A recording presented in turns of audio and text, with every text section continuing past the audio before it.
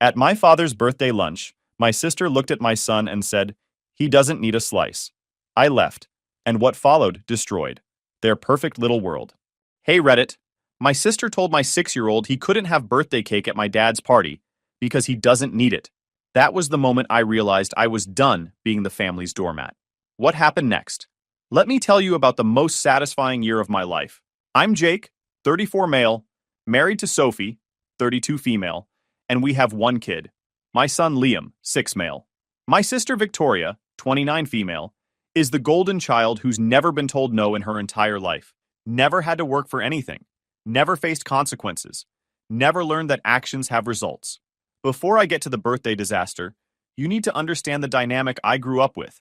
This wasn't just typical sibling rivalry or parents playing favorites occasionally.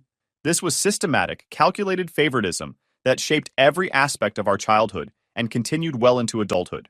Growing up, the pattern was crystal clear. Victoria got everything. I got expectations. When she was 7 and decided she wanted to be a ballerina, my parents enrolled her in the most expensive dance academy in the state. Private lessons twice a week, custom costumes, competitions in other cities. They'd drive 3 hours each way so she could perform in regional showcases. When I was 9 and wanted to join Little League, my dad handed me a 20 and told me to sign myself up, said it would teach me independence. I rode my bike to the community center, filled out the forms myself, and showed up to practice in a uniform that was 2 sizes too big, because that's all they had in the donation bin. Victoria got piano lessons from a concert pianist who charged $150 an hour. I taught myself guitar from YouTube videos on a beat-up acoustic I bought at a yard sale with money from my paper route. She went to art camp every summer, the fancy kind where they stay in cabins and have professional artists teach classes. Cost about $3,000 per session. I spent my summers mowing lawns in the neighborhood, saving up for things like school supplies and clothes that fit. The justification was always the same. Girls need more support, or Victoria's more sensitive, or my personal favorite, boys need to learn responsibility early. What they really meant was Victoria mattered more, and I needed to figure things out on my own. High school was worse. Victoria got a brand new car for her 16th birthday. Not something practical. A white convertible Volkswagen Beetle with a custom interior. My parents threw her a party, invited all her friends, made a huge production of surprising her with it. I turned 16 3 months later, got a card with $50 in it and permission to borrow the family minivan if I paid for my own gas. Started working at the hardware store after school to afford driving at all. When Victoria wanted to go to prom, my parents paid for everything. Dress from a boutique, professional hair and makeup, limo rental, after-party hotel room. The works. My mom took the day off work to help her get ready. Took about 300 photos. My prom? I saved up for a rental tux, borrowed a friend's car, and my dad told me to have a good time without looking up from the TV. No photos, no fuss, no acknowledgement that it was supposed to be a milestone. College was where the financial disparity became impossible to ignore. Victoria decided she wanted to attend Westmont College, a private liberal arts school, with tuition running about $45,000 per year. She'd picked it based entirely on campus aesthetics and the fact that her friend was going there. Didn't even know what she wanted to major in. My parents didn't hesitate, emptied their savings, took out Parent Plus loans, even borrowed against the house. Victoria got the full college experience. Dorm room, meal plan, sorority dues, spring break trips, everything. 2 years later, I got accepted to state school for mechanical engineering. My parents' contribution? We're still recovering from Victoria's expenses. You understand, right? Student loans build character anyway. I worked full-time at a manufacturing plant on the night shift, took classes during the day, slept in my car between shifts sometimes because going home would waste gas money and time. Graduated in 5 years instead of 4 because I could only afford part-time enrollment some semesters. Victoria changed her major 3 times. Communications, then psychology, then finally settled on something called digital media arts, which as far as I could tell meant learning to use Instagram filters and call it art. Took her 6 years to graduate with a degree that translated directly to unemployment. I graduated with a 3.6 GPA in mechanical engineering, passed my FE exam on the first try, and had 2 job offers before graduation. My parents sent me a congratulations text and a $25 gift card to Target. Victoria's graduation got a party with catered food, a photographer, and about 50 guests. My mom cried giving a speech about how proud she was of her daughter's creativity and perseverance. My dad gave a toast about how special Victoria was and how the world needed people like her. I ate grocery store sheet cake alone in my apartment after my graduation ceremony because my parents couldn't make it. They were helping Victoria move her stuff back home. The pattern continued into adulthood and actually got worse. Victoria moved back home after college, rent-free, for just a few months, until she figured things out. Those few months turned into 3 years. During that time, she worked part-time at a boutique, maybe 20 hours a week, making minimum wage. Spent her entire paycheck on clothes, brunch with friends, concert tickets, weekend trips. She contributed nothing to household expenses. Didn't pay rent, didn't buy groceries, didn't help with utilities. Treated my parents' house like a hotel with free room service. Meanwhile, I'd landed my first engineering job making $52,000 a year. Sounded like good money until you factored in student loan payments, rent on a studio apartment, car payment, insurance, and trying to build some kind of savings. I was living on ramen and clearance groceries, but I was independent. Then the emergencies started. First call came on a Wednesday night. My mom, voice tight with stress. "Honey, I hate to ask, but we're in a bit of a bind. Could you possibly loan us a few thousand, just until next month?" The story was vague. Unexpected expenses, timing issues with dad's commission checks. Nothing specific. I sent $3,000. Figured parents help kids, sometimes kids help parents. That's how family works. Found out 6 months later from my aunt that the emergency was Victoria maxing out 5 different credit cards on a shopping spree in Vegas with her friends. My parents had paid off the cards to protect her credit score. My money funded her irresponsibility. Second call came during my lunch break at work. Dad this time. "Son, I need a favor. Victoria's car got repossessed. You know how she struggles with money management. Could you help us get it back?" Victoria had missed 6 payments on her car loan because she kept forgetting to pay, even though she lived rent-free and had minimal expenses. The repossession fees and back payments totaled $4,000. I paid it. Because what was I supposed to do? Let my sister lose her transportation? My parents framed it like I'd be a bad brother if I didn't help. Third call. Victoria needed first and last month's rent on an apartment because she was finally moving out. My parents couldn't help because they'd just had unexpected dental work. Sent her $2,400. She moved back home 4 months later because the apartment didn't work out. Translation, she didn't want to pay rent when living with mom and dad was free. Fourth call, my mom needed help with property tax. How much? $5,000. When? By Friday or they'd face penalties. Sent it.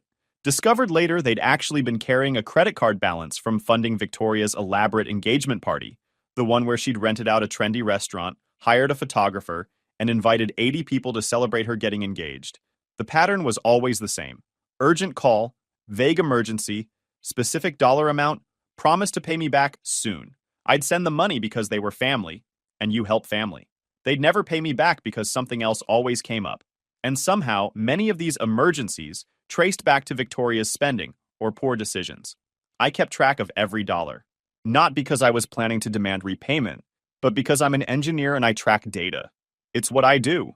By the time Liam was born, I'd sent them $52,400 over 7 years. That's a down payment on a house. That's a college fund. That's early retirement savings. Instead, it went to maintaining my sister's lifestyle and enabling my parents to keep playing favorites without facing financial consequences. When I got engaged to Sophie, my parents' reaction was lukewarm at best. Sophie came from a working-class background. Her dad drove trucks for a logistics company. Her mom managed a retail store. They were good, honest people who'd worked hard their whole lives and raised Sophie to value education and independence. My parents treated her like she was beneath us. My mom would make little comments about Sophie's clothes not being quite right for family dinners. My dad would ask pointed questions about her career plans, implying a nursing degree wasn't as impressive as whatever he'd imagined I'd end up with. When we announced our engagement, my mom's response was, "Well, that's nice. Are you sure you want to rush into this?" We'd been dating for 4 years. Victoria knew Brandon for 8 months before getting engaged, and my parents threw her an engagement party that cost more than my car. For our wedding, my parents contributed exactly $0. "We're still recovering financially from Victoria's college expenses," my mom explained over brunch. "You understand, right? Maybe you could do something small and save the big celebration for later." Victoria's college expenses had been 7 years earlier at that point. They'd had plenty of time to recover, but apparently spending money on my wedding wasn't a priority. Sophie's parents stepped up. Her dad picked up extra routes to help with costs. Her mom organized a fundraiser among her church group. They gave us everything they could spare, and then some. Meanwhile, my parents showed up to the wedding, stayed for the ceremony and dinner, then left early because they were tired. We had a nice small ceremony at a state park pavilion. About 60 guests, mostly Sophie's family and our college friends. The decorations were DIY. The catering was from a local barbecue place, and Sophie's aunt made our wedding cake. It was perfect for us. But my parents' absence of support stung deeper than I wanted to admit. 2 years later, Victoria got engaged to Brandon. Brandon's family owned a regional restaurant chain. Nothing massive, but successful enough that they had money. Not just comfortable money, real money. The kind that comes with vacation homes and country club memberships. Suddenly, my parents found $30,000 for Victoria's wedding. It's different this time, my dad explained when I asked about the disparity. Brandon's family has certain expectations. We can't embarrass Victoria in front of them. So embarrassing Victoria mattered. Embarrassing Sophie's family by showing up empty-handed to my wedding? That was fine. The wedding was everything Victoria had ever dreamed of. Massive venue at some historic estate. Designer dress that cost more than my first car. Destination bachelor and bachelorette parties in Miami and Cancun. Open bar. Live band. 5-tier cake. Professional photographer and videographer. The works. My parents went into debt for it. Took out a personal loan to cover their contribution. But Victoria got her princess moment. And that's what mattered. Sophie and I attended, smiled for photos, and left after dinner because we had a 6-month-old at home and couldn't afford an overnight sitter. Victoria made a comment later about how we couldn't even stay for the whole reception and how it really hurt her feelings. My parents agreed I should have made more effort for my sister's special day. My sister's special day had cost more than my entire wedding, and I was supposed to feel bad about leaving early to take care of my infant son. Fast forward 4 years. Victoria and Brandon bought a house. Correction, Brandon's family bought them a house as a wedding gift. 4 bedrooms, 3 bathrooms, in a neighborhood where the average home goes for $800,000. My parents were over there constantly, helping decorate, hosting family dinners in Victoria's massive kitchen, bragging to everyone about her success. Sophie and I had scraped together enough for a down payment on a modest 3-bedroom in a decent school district. We were proud of it.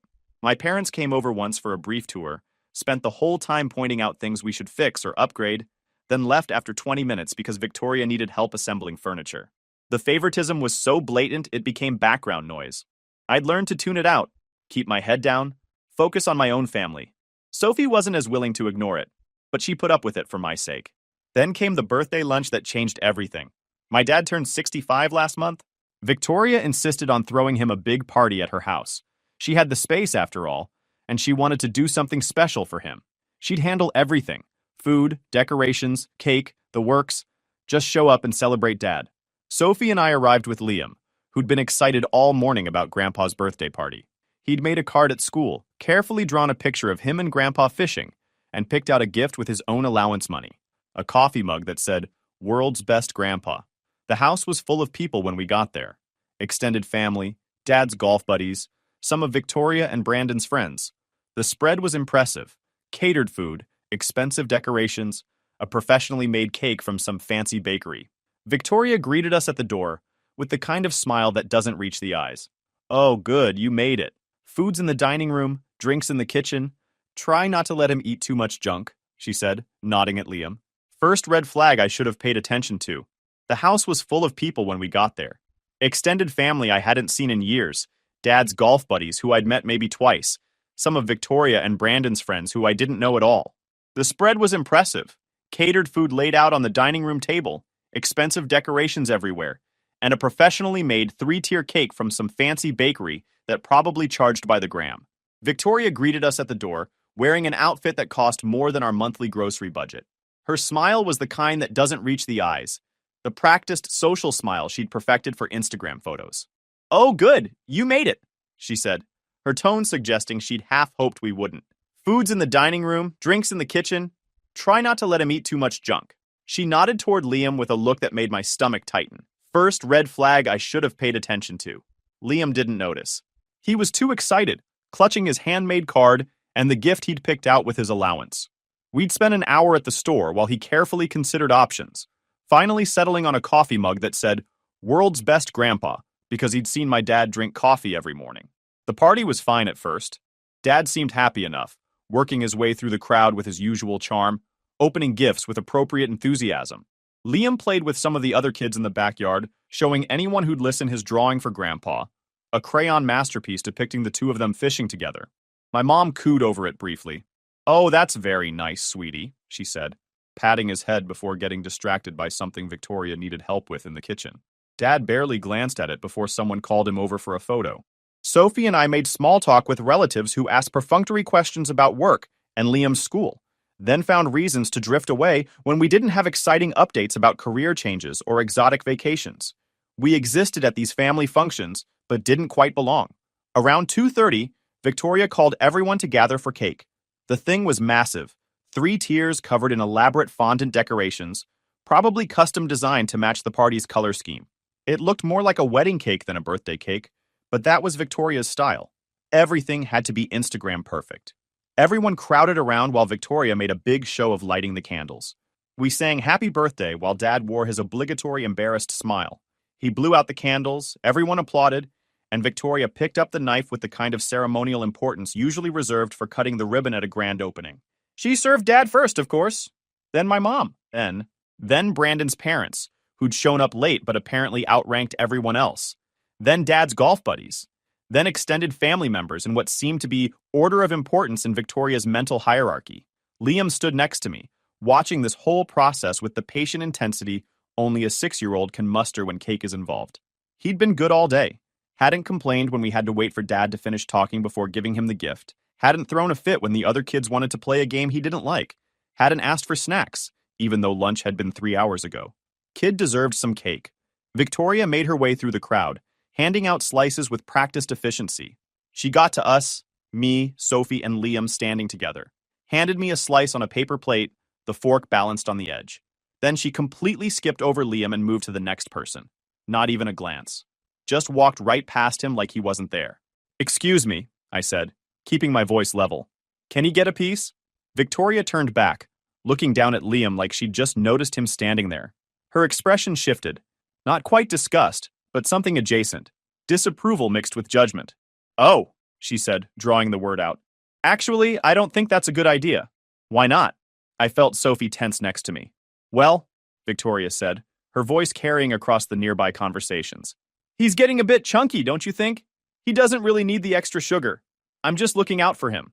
The room didn't go completely silent. Background noise continued from the other side, but that noticeable dip happened. Nearby conversations stopped. Heads turned. People tuned in to the drama.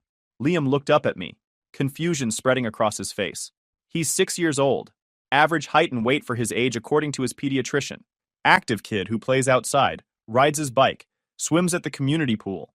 There's nothing remotely chunky about him, but more importantly, he's 6. No kid should hear that kind of comment from an adult family member at a birthday party. Sophie's face went red, her hands clenched into fists.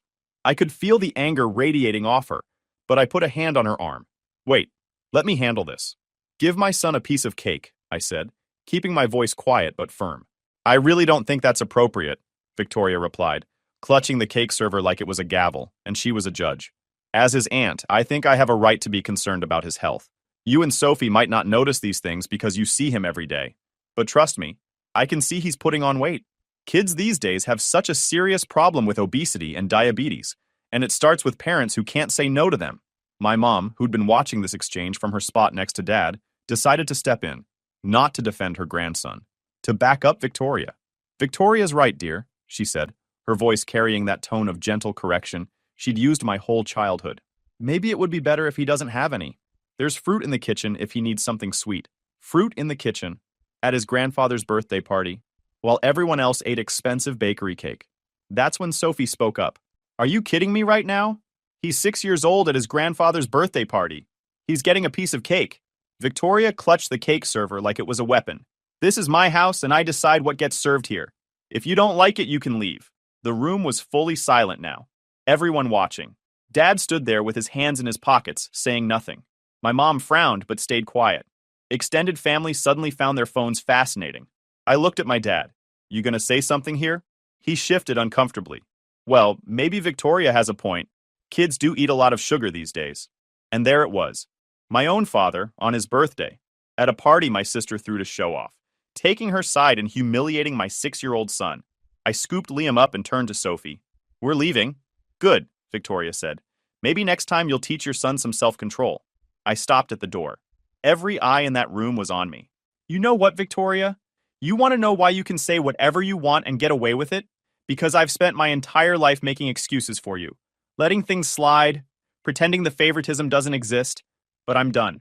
Oh, here we go, she said, rolling her eyes. The victim routine. When you graduated college, who do you think paid off your credit cards? Mom and Dad asked me for $15,000 to help you out because you'd maxed out 5 different cards on clothes and trips. I sent the money because family helps family, right? Her face went pale. When your car got repossessed because you missed 6 payments, who do you think got it back? I paid the $4,000 in back payments plus fees. Didn't expect a thank you, but I also didn't expect to be treated like garbage in front of my son. I don't know what you're talking about, she said, but her voice was shaky. Of course you don't, because Mom and Dad never told you where the money came from. They just fixed your problems and let you keep thinking the world revolves around you. I looked at my parents. I've given you over $50,000 in the last 10 years. Every time you called with an emergency, I helped. Every time Victoria screwed up, I bailed her out. And this is what I get? My son humiliated at a family party? My mother found her voice. Now that's not fair. We've always treated you both equally. Right. That's why you contributed $30,000 to her wedding and nothing to mine. That's why you bought her bedroom furniture, but told me to check yard sales. That's why every family dinner is at her house. Every holiday revolves around her schedule. Every conversation is about her life. The guests were shifting uncomfortably. Some were heading for the door. Good. Let them see the perfect family image crack. You're being dramatic, Victoria said, but tears were forming. The kind of tears she'd always used to manipulate situations back in her favor. No, I'm being done. Done with the favoritism, done with being the backup plan, done with watching you treat my family like we're second class. I carried Liam out to the car. Sophie followed with his drawing and the mug he'd bought, which my dad never even opened. We strapped him into his car seat, and he asked the question I'd been dreading. Daddy, am I chunky? No, buddy. You're perfect exactly how you are. Your aunt said something mean, and that's on her, not you. But why would she say that if it's not true? Sophie turned around from the passenger seat. Because sometimes grown-ups say things that are more about them than about you. You're healthy and strong and exactly right. We drove home in silence. After we got Liam settled with a movie and some actual cake we had in the freezer, Sophie looked at me. What are you going to do? I don't know yet, but something's got to change. That night, I couldn't sleep. Kept thinking about every instance of favoritism, every time I'd swallowed my pride, every dollar I'd sent to fix problems that weren't mine. The birthday cake incident wasn't the issue. It was the final straw on a camel that had been carrying weight for 34 years. Around 2 a.m., I got up and started going through old bank statements, emails, text messages. Built a complete picture of every time I'd financially helped my parents or Victoria over the past decade. The number was staggering, $52,400. That was a down payment on a bigger house. That was Liam's college fund. That was early retirement savings.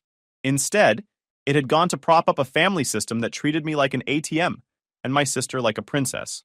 By morning, I'd made my decision. I called my parents Monday afternoon. We need to talk about what happened at the party. I know you're upset, my mom started, but you really embarrassed Victoria in front of everyone. She's very hurt. I'm calling to let you know Sophie, Liam, and I won't be attending any more family functions. We're done. Silence. Then, you can't be serious. Completely serious. I'm tired of being treated like a second-class member of this family. Until things change significantly, we're out. You're overreacting to a comment about cake. No, I'm reacting to 34 years of being the backup son. The reliable one who doesn't need attention or praise or financial support. The one who's just supposed to show up, smile, and write checks when Victoria messes up. That's not fair. We love you both equally. Then why did you stand there and let her humiliate my son? Why did Dad take her side? Why have you spent the last decade funding her lifestyle while telling me to figure things out on my own? My dad got on the phone. Now you listen here. We raised you better than this. Family doesn't just walk away over hurt feelings. You're right. Family doesn't. But you've made it clear where I rank in this family. I'm done pretending it doesn't matter. I hung up. Blocked their numbers. Blocked Victoria's number. Blocked the extended family members who'd witnessed the party and said nothing. Sophie found me sitting at the kitchen table, staring at my phone. How'd it go? I cut them off. She sat down next to me. You sure? Yeah, I'm sure. Good. They don't deserve you. The first week was quiet. No calls, no texts, no drama. I figured they were waiting for me to cool off and come crawling back with apologies. That's how it had always worked before. Week 2, the emails started. My mom sent long messages about family bonds and forgiveness, conveniently forgetting to mention any actual apology for what Victoria said or how they'd handled it. Just expectations that I'd get over it and come back. I didn't respond. Week 3, Victoria sent a message through Sophie's Facebook. Tell Jake I'm sorry if he took my comment the wrong way, but he's really hurting mom and dad with this silent treatment. Sorry if he took it the wrong way. Not sorry for saying it. Sorry I got offended. Classic non-apology. Sophie blocked her too. Month 2, things got interesting. Apparently, Victoria and Brandon were having financial problems. Brandon's restaurant investment wasn't going as planned. Something about costs being higher than expected and revenue below projections. They'd been living above their means, and now the chickens were coming home to roost. Victoria called Sophie from a different number. I really need to talk to Jake. It's important. Sophie, bless her heart, said, he doesn't want to talk to you. If it's important, put it in writing. The email came the next day. Victoria needed money. Brandon's restaurant was failing. They were behind on the mortgage, and they needed $15,000 to catch up and have breathing room. She'd pay me back, of course, with interest. Just as soon as things turned around. I didn't respond. She sent another email, then another, getting progressively more desperate and less proud. The third one admitted she had no one else to ask. She'd already borrowed from her in-laws, maxed out their credit cards, and my parents didn't have anything to give. I sent one reply. You told my 6-year-old he doesn't need cake because he's chunky, at his grandfather's birthday party, in front of everyone. And when I called you out, Mom and Dad took your side. No. Her response was immediate. That's what this is about? I said I was sorry. I didn't mean it the way it sounded. Please, Jake, I'm drowning here. I'll do anything. Then you should have thought about that before humiliating my son. Month 3, their house went into pre-foreclosure. Victoria made a public Facebook post about how hard times can hit anyone, and how grateful she was for her supportive family who were helping them through it. Comments poured in with sympathy and offers of prayers. Funny thing about that post, she'd conveniently left out the part where she'd asked me for money and I'd refused. Let everyone think the family was rallying around her, while quietly omitting that one family member had said no. My mom called from a new number, got through before I could block it. How can you do this to your sister? She needs help. Where was her help when Liam needed a piece of cake? That's not the same thing. You're right. It's not. But it showed me exactly where we stand. Victoria matters. My family doesn't. So Victoria can solve her own problems. You're being cruel. No, Mom. I'm being exactly as supportive as you and Dad were when Victoria called my son Chunky and you backed her up. I hung up and blocked the new number. Month 4, I heard through a mutual acquaintance that Victoria and Brandon lost the house. They moved into an apartment, sold most of their furniture, and Victoria got a full-time job for the first time in her life. Her social media went quiet. No more posts about brunch spots or shopping trips or the blessed life. My parents started having to actually budget without my financial safety net. Turns out those emergencies I'd been funding were really just lifestyle expenses they couldn't afford. Without my contributions, they had to make real choices about spending. Dad had to give up his golf club membership. Mom cut back on her shopping. They downsized from their house to a condo. Real consequences for real actions. I felt nothing watching it happen. No guilt, no satisfaction, just numbness. These were the people who'd raised me to believe family meant something, then proved it only meant something when it was convenient for them. Month 5 brought an unexpected visitor. Victoria showed up at my workplace. Security called up asking if I wanted to meet with her. I almost said no, but curiosity won. She looked different. Tired. Like she'd aged 5 years and 6 months. None of the designer clothes or perfect makeup. Just a woman who'd finally run face first into reality. I need to talk to you, she said. I'm working. Please, 5 minutes. 5. I took her to a conference room. Closed the door. Waited. I'm sorry, she started. Really sorry. Not sorry you took it the wrong way. Sorry I said it.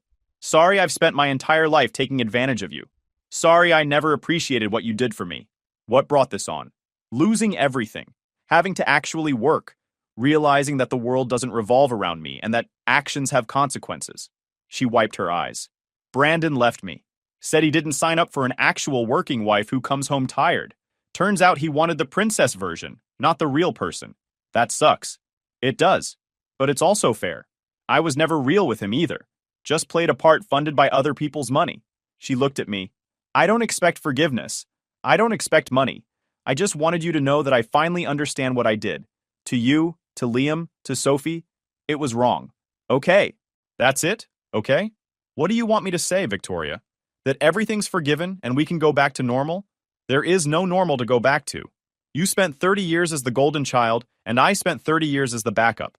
That's not something that gets fixed with one apology. I know. I just hoped. I don't know what I hoped. She left. I went back to work. Told Sophie about it that night. Think she meant it? Sophie asked. Probably. Losing everything has a way of clarifying priorities. You going to forgive her? Eventually, maybe. But not now.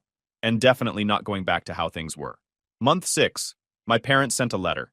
Actual handwritten letter, not an email or text. My mom's handwriting, my dad's signature. They were sorry. Really, truly sorry. They'd failed me as parents by playing favorites, by taking Victoria's side, by letting me carry burdens that weren't mine. They'd spent 6 months watching their daughter's life collapse and their son's life continue without them, and they finally understood what they'd lost. The letter included a check for $52,400, every dollar I'd sent them over the years. They'd sold some assets, emptied savings, scraped together the exact amount. We can't give you back the years, my mom wrote, but we can give you back this. No strings attached. You deserved better from us. I stared at that check for a long time. It represented a lot of things. Validation, acknowledgement, maybe even genuine remorse. But it couldn't erase the 34 years of living as the spare child. Sophie found me in the kitchen. What are you going to do? I don't know. You could cash it. Put it in Liam's college fund. I could. You could tear it up. Make a point. I could. Or you could sit on it for a while. Think about what you actually want. That's what I did. Put the check in a drawer and let it sit. Kept living my life, focusing on my family, building the future I wanted instead of the one they'd scripted for me. Liam asked about Grandma and Grandpa sometimes. I told him they were dealing with some grown-up stuff, but he'd see them when the time was right. He seemed okay with that answer. Month 8, my dad had a health scare. Heart palpitations. Ended up in the ER. Nothing serious, but serious enough to remind everyone that he was 65 and mortal. Victoria called Sophie. I know Jake doesn't want to talk to us, but Dad's in the hospital. He should know. Sophie told me. I sat with the information for an hour, then drove to the hospital. Not because I'd forgiven anything. Not because one health scare erased 30 years of favoritism, but because despite everything, he was still my dad. Found him in a hospital bed, my mom in the chair next to him. They looked old. Really old. Like the last 6 months had taken a decade off their lives. Hey, Dad. His eyes welled up. You came. Yeah, I came. My mom stood up, started to say something, stopped, just looked at me like she was seeing me for the first time in years. We sat in that hospital room for 2 hours. Didn't talk about the party, didn't talk about the money, just sat. Sometimes that's all you can do. Victoria showed up toward the end of visiting hours. Saw me, froze in the doorway. We looked at each other across the room. Two people who'd spent their whole lives in the same family, but lived completely different experiences. Hi, she said quietly. Hi. She sat down. We all sat there in this uncomfortable silence that felt more honest than 30 years of fake harmony. When visiting hours ended, I stood to leave. My dad grabbed my hand. Thank you for coming. You're welcome. I don't deserve it. Probably not. But I didn't come because you deserve it. I came because I'm not like you. I show up for family even when they don't show up for me. I left, drove home, told Sophie what happened. What now? She asked. Now? Nothing. They know where I stand. Ball's in their court. Month 10, Victoria started sending Liam birthday and holiday cards. Not elaborate ones, just simple cards with simple messages. Thinking of you. Hope you're doing well. Love, Aunt Victoria. I didn't stop her. Didn't encourage her either. Just let Liam decide if he wanted to respond. Sometimes he did, sometimes he didn't. My parents started respecting boundaries. No more surprise visits, no more pressure to attend family functions, no more expectations. Just occasional messages checking in, asking how we were, backing off when I said we were fine. It wasn't reconciliation. It was something else. Acknowledgement, maybe. Recognition that they'd broken something that couldn't be easily fixed. Month 12, we had Liam's 7th birthday party. Small thing at our house, his school friends and their parents, pizza and games. Sophie made a homemade cake. Nothing fancy, just a sheet cake with blue frosting and Star Wars decorations, because that's what Liam was into. Halfway through the party, the doorbell rang. My parents stood on the porch, holding a wrapped present. They looked uncertain, like they weren't sure if they should have come. We won't stay, my mom said quickly. We just wanted to drop this off. Let him know we remembered. Liam appeared behind me. Grandma? Grandpa? Their faces lit up. My dad's voice cracked. Hey, buddy. Happy birthday. Do you want some cake? Liam asked. Mom made it. It's really good. They looked at me. I looked at Sophie. She shrugged. Your call. Come on, I said. But Liam gets the biggest piece. Because it's his birthday, and he's perfect exactly how he is. My mom started crying. My dad put his arm around her. Liam grabbed their hands and pulled them inside, chattering about his party and his presents and his friends. Sophie leaned over and whispered, You sure about this? No, but I'm sure about him. He deserves grandparents who show up. Whether they deserve him is a different question. They stayed for an hour, sang happy birthday, watched Liam blow out candles, ate cake without commenting on anyone's weight or sugar intake. Then they left quietly, thanking us for letting them come. Victoria sent a text that night. Heard Mom and Dad got to see Liam. I'm glad. He deserves better than our mess. I didn't respond. Guys, we are so close to hit 100,000 subscribers on this channel. If you are not subscribed to the channel, please consider subscribing. It really helps hit that 100,000 mark. Thanks for making this dream come true.